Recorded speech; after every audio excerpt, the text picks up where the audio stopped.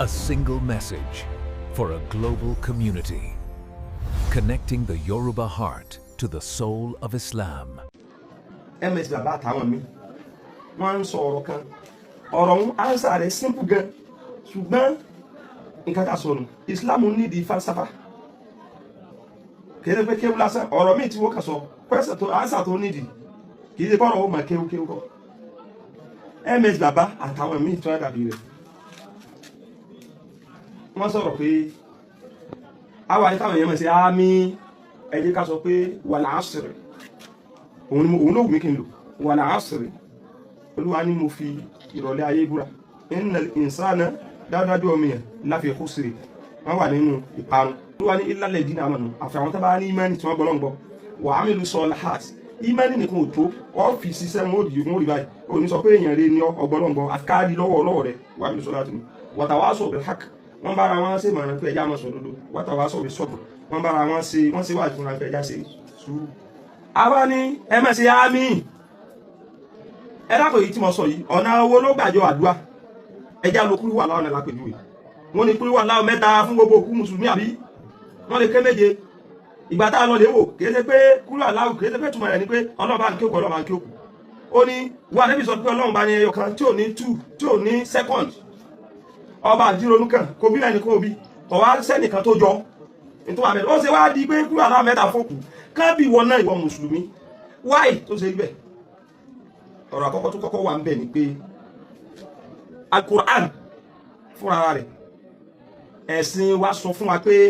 káké Kùránì báyìí iṣẹ́ rẹ̀ ni ládàá ni ẹ̀sìn wa wá sọ fún wa pé téèyàn bá ṣiṣẹ́ rẹ̀ kan ó lè fi bẹ́ lọ́hùn kínkẹ́ kúlúwọ̀láwò ahad ó ti di sẹ́rẹ̀ kò tẹ̀sẹ̀ di tó bá nítumọ̀ ọlọ́run bá ń kẹ́ òkú iṣẹ́ rẹ̀ yẹn bí mo ti kéhun lápèjúwe arẹ́ hadith sọ ma pé káwá ṣe kúlúwọ̀láwò mẹ́ta ó equivalent sí Kùránì kan tá a bá wá ní òkè mo ṣe òdìdí Kùránì kan àgbà pé iṣẹ́ rẹ̀ ni káwá sọ pé ọlọ́run wọlá rẹ̀ wọlá sẹ́rẹ̀ yìí bá mi kẹ́ òkú ń tafẹ́ mú bírú yìí ó dàbí sàárà ṣíṣe sẹ́ẹ̀gbẹ́sẹ̀ rẹ̀ ni sóòpù ọjà ẹ̀pọ̀ pọ̀ fún sóòpù ọjà àmàlà ni a sì bìlífù pé tá a bá ṣe sàárà tá a fún yàn ní àníyàn pé kọ́lọ́hun kí òkú yóò kẹ́ akéèkì níyẹn náà ní àníyàn pé iṣẹ́ eré tí mo ṣe yìí ládá tí màá rí mẹ́ba kí òkú mi. Number 1. Number 2 fún wọn mùsùlùmí náà tó ọmọ wò mí òun ni wípé kìí ṣe gbogbo Al-Qur'an lórí bá wọn àwọn míì ń bẹ tọ́jẹ́ sí pé àdúrà ló mú wá normal gẹ́gẹ́ bí tá a bá lọ wò parí Quran 2 Suratul Baqarah ẹ máa bá Rabbana olúwa o la tu'akhizna má gbà wá mú inna sina tá a bá gbàgbé àti ṣe aburú àhàtánà àbá àti ẹ̀ṣẹ̀ ní àmọ́mọ́ sí àṣẹ kìí ṣe nǹkan tó pọ̀ láṣẹ but ẹ̀ṣẹ̀ náà lẹ̀ṣẹ̀ ń jẹ́ Rabbana olúwa o kí ni lọ́kàn látàmí àlélẹ́ ìsirán má di wàhálà lé wa lérí kàmá hamilton wà lálẹ́ dínà ní kọ̀bínà bó ti di àwọn tó lọ ká tó dé Rabbana olúwa o wala tuhammilna ma la taqata lana bihi ní tí báwọ̀ ká má di irú wa wa'fu anna fèrèjì wa waghfir lana kó wá mójúkò fún wa warhamna kẹwa tamọ̀láàna ìwọ̀n ọ̀gá wa wọn súnà fàṣúnà kó mẹ́ka mìíràn wà lọ́wọ́ lérí àwọn ìjọ alátakò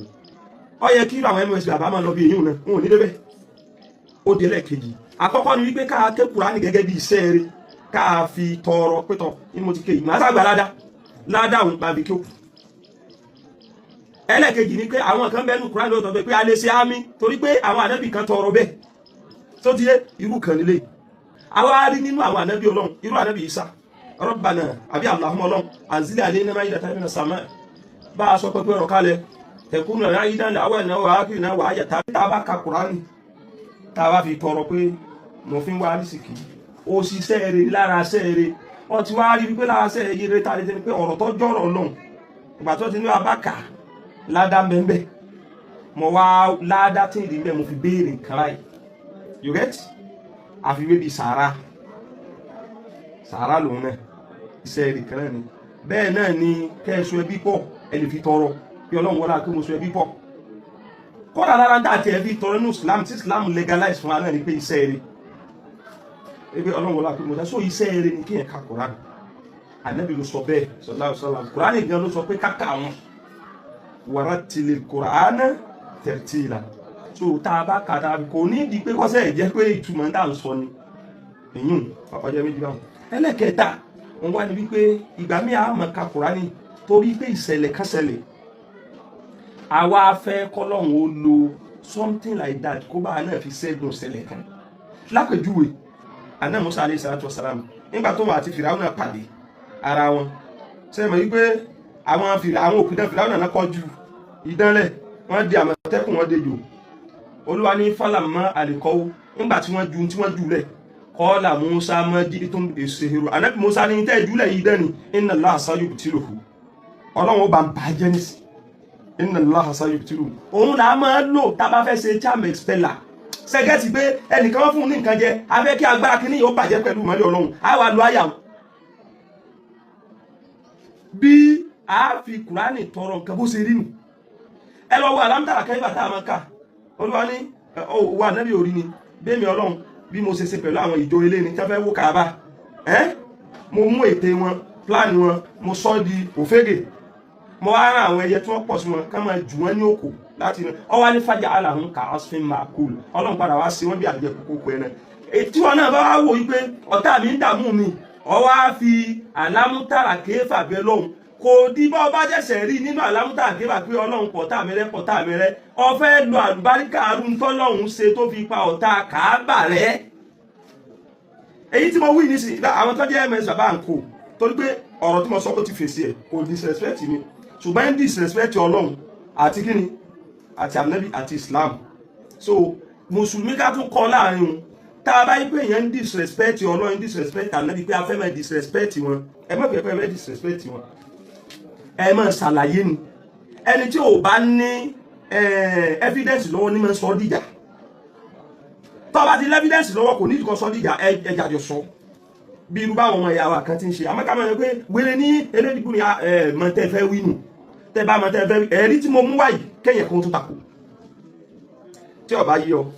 wọ́n ní tàbá àwa ní kí wọ́n mọ̀ sí àmì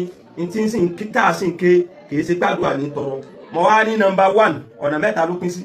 àkọ́kọ́ mbẹ̀ ni wípé Kùránì yẹn gangan káké